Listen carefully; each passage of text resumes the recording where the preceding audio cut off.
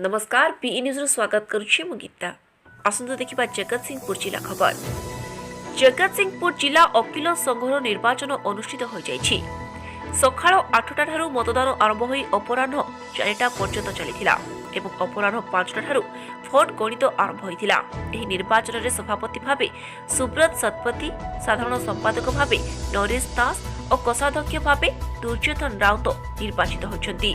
तेबे फलाफल घोषणा पर विजय प्रतिनिधि माने खुशी व्यक्त करने सहित आईनजीवी मानक सुरक्षा और समस्या उपरे गुरुत्व देवा संगे संगे कोर्टर उन्नति दिगरे गुरुत्व देवा पाई कहछन्ति नवनिर्वाचित सभापति सुब्रत शतपथी।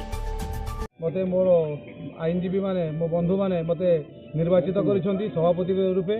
मु सभापति रूपे निर्वाचित होइतारु निजको धन्य मन करछि। आ धन्यवाद होछि हमर समस्त सभ्य मानकु जे एई भली मो प्रति तांकर भरोसा रहि थाउ। मु तांकर भरोसा को अतुट रखिबि। निश्चित समस्त सभ्य मानकर न्याय्य दाबी को ठीक रूपे उपस्थापित करेबी।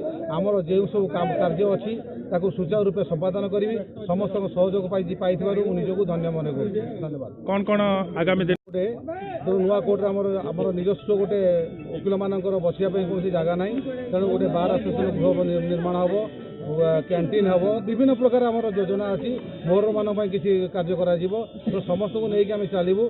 आगे गत वर्ष भी मुझे सभापति थी समस्त को लेकिन चली तेणु आगामी दिन में सुचिंतित समस्त सहित विचार कर निश्चित।